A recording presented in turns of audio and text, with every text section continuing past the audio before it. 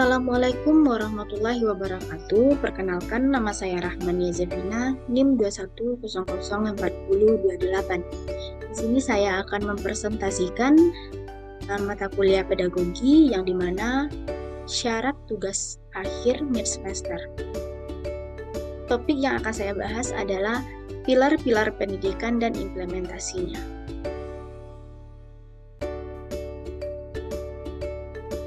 Nah, di sini ada beberapa poin yang akan dibahas. Yang pertama, pengertian pilar-pilar pendidikan. Kedua, jenis pilar pendidikan menurut UNESCO. Tiga, peran guru dalam pilar pendidikan di Indonesia. Empat, implementasi pilar-pilar pendidikan. Selanjutnya, kita akan membahas tentang pengertian pilar-pilar pendidikan. Nah, di mana pilar pendidikan adalah tiang atau penunjang dari suatu kegiatan usaha, pengaruh, perlindungan, dan bantuan yang akan diberikan kepada anak didik untuk mendewasakannya. Selanjutnya, masuk kita pada jenis-jenis pilar pendidikan. Pertama, learning to know. Kedua, learning to be. Ketiga, learning to do. Keempat, learning to live together. 5. Learning to be live in good. Yang pertama, saya akan membahas tentang learning to know. Di mana learning to know atau belajar untuk mengetahui, artinya belajar itu harus dapat memahami apa yang dipelajari, bukan hanya dihafalkan, tetapi harus ada pengertian yang dalam. Secara implisit, learning to know bermakna belajar sepanjang hayat, yang keyakinannya bahwa pendidikan berlangsung selama manusia hidup, di dalam atau di luar sekolah, dan tanpa mengenal batas umur. Selanjutnya, prinsip-prinsip pembelajaran dalam learning to know. Yang pertama, penguasaan penuh. Kedua, guru sebagai demonstrator, mediator, evaluator, dan pembimbing.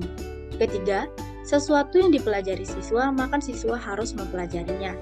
Keempat, siswa yang diberi tanggung jawab, maka ia akan lebih bermotivasi untuk belajar.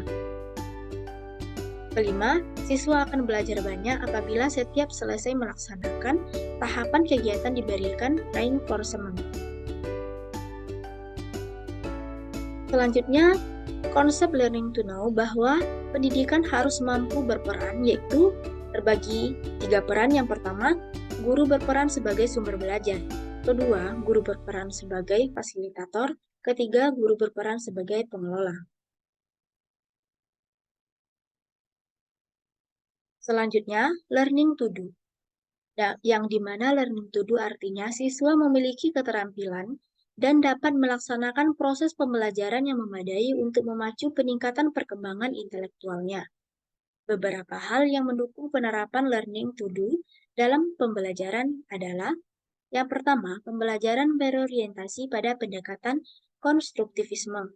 Kedua, belajar merupakan proses yang aktif, dinamik, dan generatif. Selanjutnya, learning to be.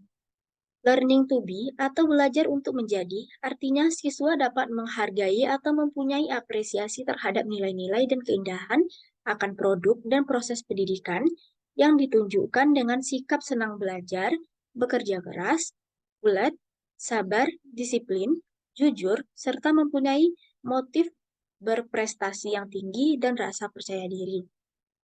Aspek-aspek di atas mendukung usaha siswa meningkatkan kecerdasan dan mengembangkan keterampilan intelektual dirinya secara berkelanjutan.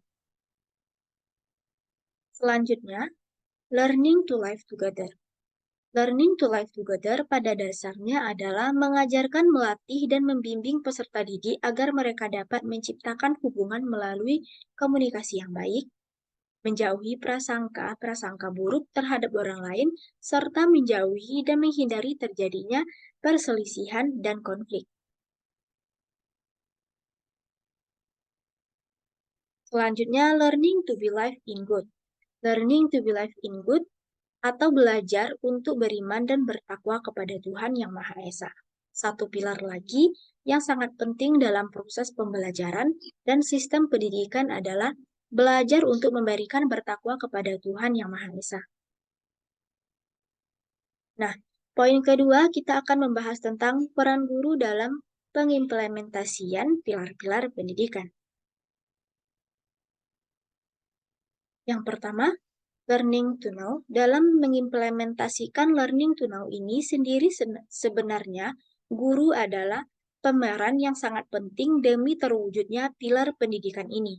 Sebab gurulah yang akan membuat rancangan-rancangan pembelajaran yang dirasa tepat dan dapat meningkatkan kemampuan peserta didik.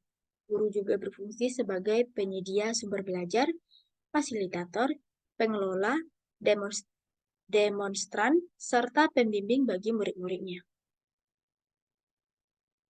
Selanjutnya, learning to do.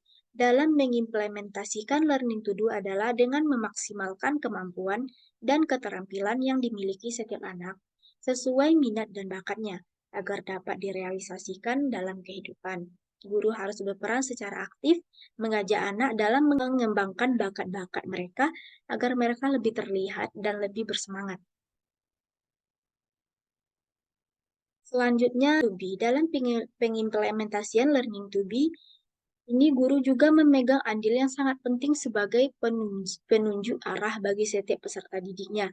Guru harus berperan membantu siswa dalam memaksimalkan bakat-bakat yang ada pada dirinya agar dapat diwujudkan dan membantu mereka untuk menjadi sesuatu yang lebih baik dan lebih berarti dalam kehidupan. Guru juga perlu melatih setiap siswa untuk memiliki rasa percaya diri yang tinggi. Anak didik harus paham dengan kemampuan diri kebutuhan diri dari mereka sendiri. Anak-anak diajarkan mengembangkan diri dengan tetap memperhatikan aturan dan norma yang berlaku. Selanjutnya, learning to live together.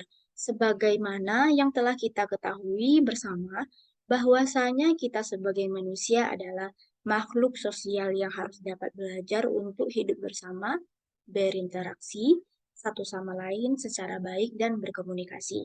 Dalam implementasinya sendiri, untuk peserta didik adalah setiap guru memiliki peranan yang cukup besar dalam mengajarkan anak untuk dapat hidup dan tumbuh bersama dengan lingkungan masyarakat.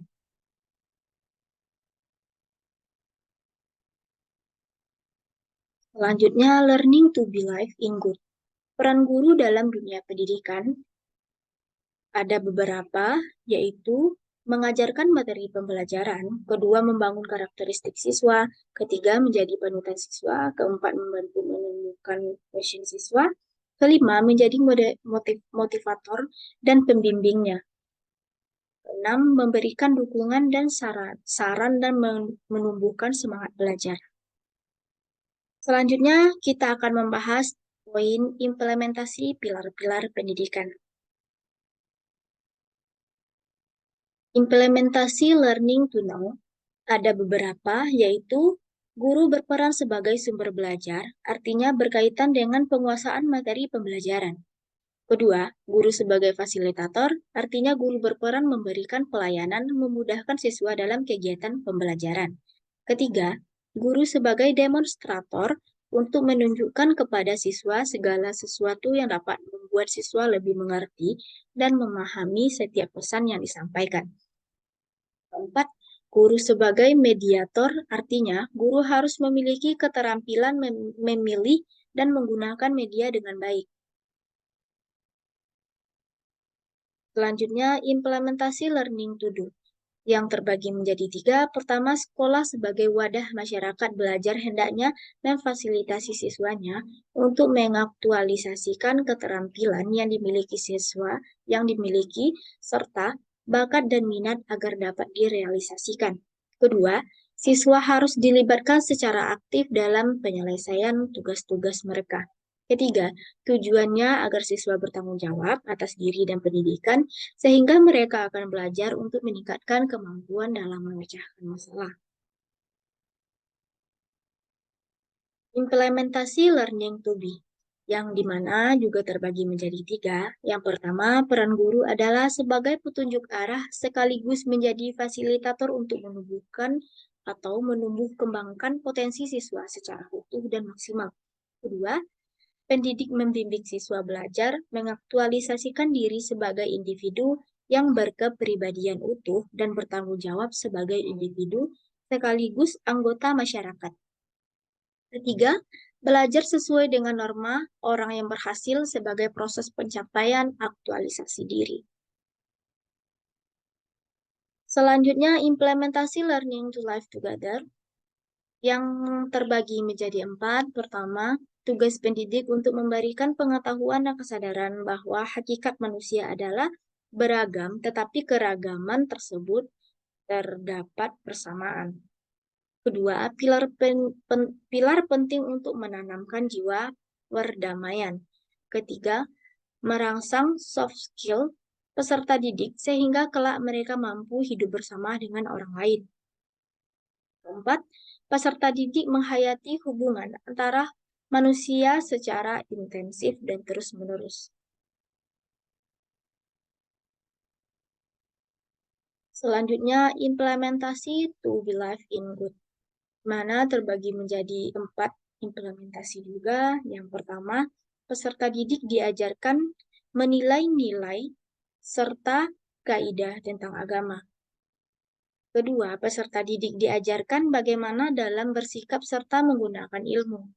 Ketiga, mengajarkan budi pekerti dan kepercayaan terhadap Tuhan Yang Maha Esa. 4. Penerapan pada mata pelajaran agama dan PKN.